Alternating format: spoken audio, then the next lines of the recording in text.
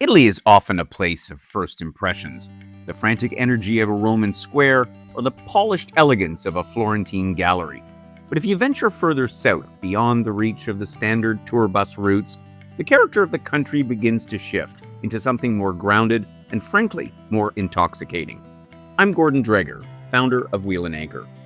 Behind me here is the village of Amalfi, actually. It's more like a small city, the most famous town along the world-renowned Amalfi Coast. I think that if you have never been to the Amalfi Coast before, it really ought to be on your bucket list.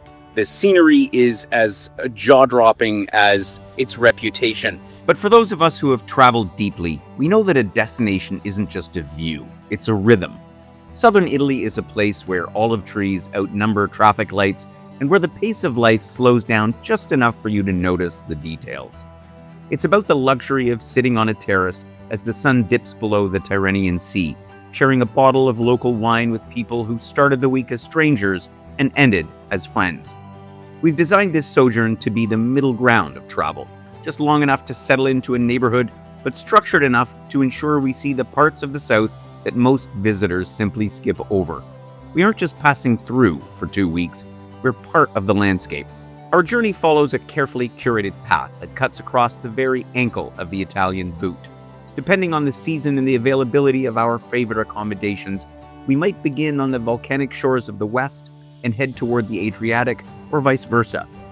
In one direction, we start in the shadow of Mount Vesuvius, settling into the Sorrento Peninsula before crossing the rugged interior. We stop in the prehistoric highlands of Basilicata before arriving in the sun-bleached Itria valley of Puglia. Finally, we reach the elegant limestone city of Lecce in the far south. Whether we travel west to east or east to west, the transition is seamless. We move by private coach through rolling hills and by wooden boats along dramatic coastlines. It's a journey that balances the volcanic energy of the Campania region with the ancient agrarian soul of the Pugliese plains, taking the time to appreciate every kilometer of the shift. If we begin in the west, our story starts in the orbit of Naples, a city that is perhaps the most misunderstood in Italy. For many Canadians, it's just a gateway, but to really feel the south, you have to walk its streets. There's a street culture here that goes back centuries, a mix of big red wines and the best pizza you'll ever eat. For this portion of the trip, we've chosen a home base that feels worlds away from the standard tourist track. We stay at a gorgeous hotel near Vico Equense, perched high on the cliffs overlooking the Bay of Naples. While most visitors crowd into Sorrento, we find that Vico Equense offers a much more authentic slice of Italian life. Quieter, more residential, and infinitely more charming. Don't worry though, we'll have plenty of time to visit Sorrento as well, but coming back to the tranquility of our cliffside retreat is a highlight in itself. To navigate this region, you need a local who knows its secrets, and we are joined by Ornella, our beloved guide. She has a way of bringing the history of these coastal towns to life that feels like a conversation rather than a lecture.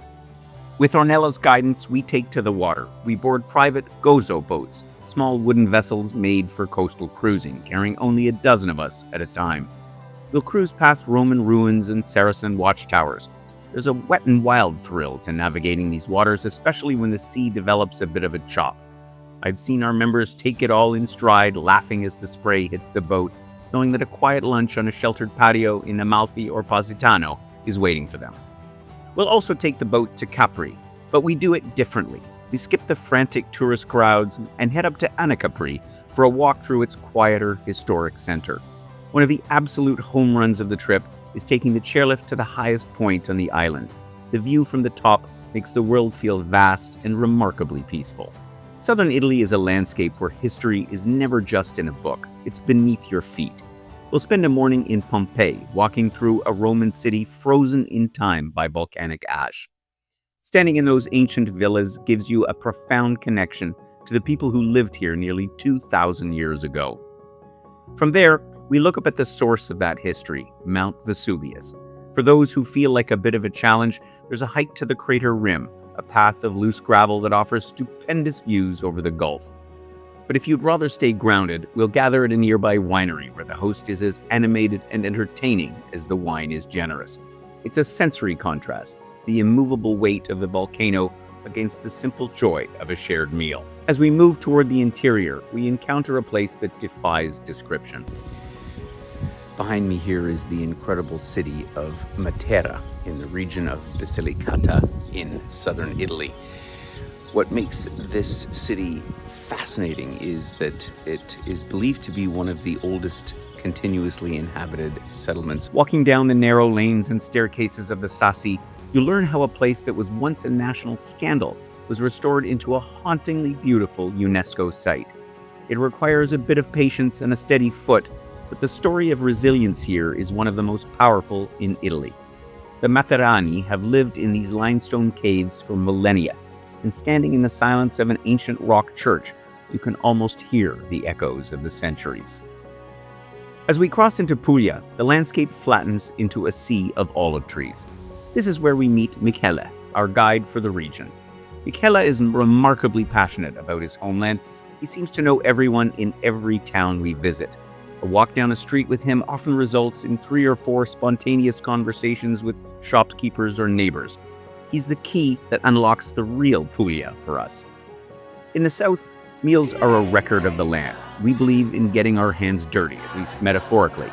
We'll visit a family-run farm where the hostess Sarah shares the traditions of her cheese-making parents. You'll watch a hands-on mozzarella demonstration using fresh local milk. Then turn your attention to pizza. We make our own using seasonal ingredients and eat together in what many of our members call a highlight of the entire journey. Our time in the Itria Valley is defined by our stay at a masseria. This is our home on the water, though the water here is a sea of green leaves. It's a fortified farmhouse, in our case having been occupied by the same family for 13 generations. There's something deeply comforting about a place where Mamma Mia herself makes the homemade pastries and the eggs are farmed fresh. Guests love the unique setup at breakfast where you can boil your own eggs to your preferred doneness with individual timers. It's a small detail, but it's these personal touches that make the place feel like a sanctuary. In Alberobello, we enter a world of trulli, whitewashed stone houses with conical roofs built entirely without mortar. They look like they've been plucked from a storybook. We'll visit a nearby dairy farm as well for a burrata masterclass, watching the process of stretching the curd before sampling the creamy result ourselves. It's an interactive experience that lets us see the craftsmanship behind the flavors of the Pugliese table. Puglia is a region of light and limestone. We'll head to the coast to visit either Monopoli, a charming town with a walled harbor that still supports a small fishing fleet, or Polignano a Mare, which is perched dramatically on a limestone cliff overlooking the Adriatic. I remember a day in Polignano when the rain intensified, turning the streets into streams. Instead of retreating, our group gathered at a statue of Domenico Modugno and sang Volare at the top of our lungs as the rain fell. It was a wild, wet adventure that lifted everyone's spirits, a perfect example of the unscripted magic that happens when the right people travel together. We'll also explore Ostuni, the white town that crowns a hill near the coast. It's a labyrinth of whitewashed alleys that reflects an Eastern Mediterranean influence you won't find in the north. Before we reach the town, we visit a historic estate with some of the region's oldest underground oil mills. Learning about the traditions of olive cultivation, from the DOP standards to the cold extraction process, makes the tasting of the extra virgin oil feel like a true discovery. The smell of the pressed olives is something that stays with you long after you return home. Our journey concludes in Lecce, a city that feels like a masterpiece of stone carving. The Baroque churches and the Basilica di Santa Croce feature such intricate stonework that the city's heart feels almost theatrical. It's a place for the unhurried walker, with open piazzas and quiet lanes where you can find a seat for a pasticciotto, a local custard pastry, and watch the Leccese go about their day. We venture out to Otranto for a final day of exploration. This town has a fascinating history. It was the setting for the very first Gothic novel, but its real treasure is the cathedral with its remarkable mosaic floor, a tree of life that spans the entire nave. But perhaps the most memorable part of this final leg is the truffle hunt. We head into the forest with local experts and their trained dogs.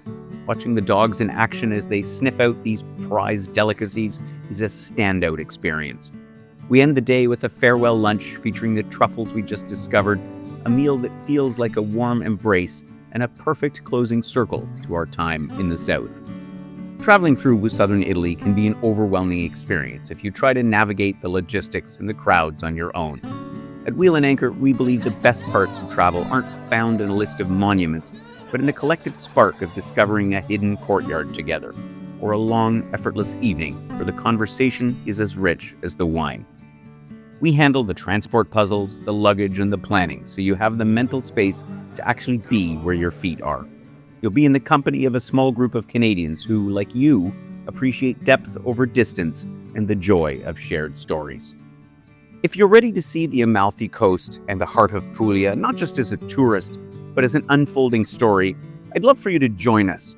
You can find the full details of our stays and the exact route of our upcoming departures in the e-brochure linked below. I'm Gordon Dreger, and I look forward to welcoming you to Southern Italy.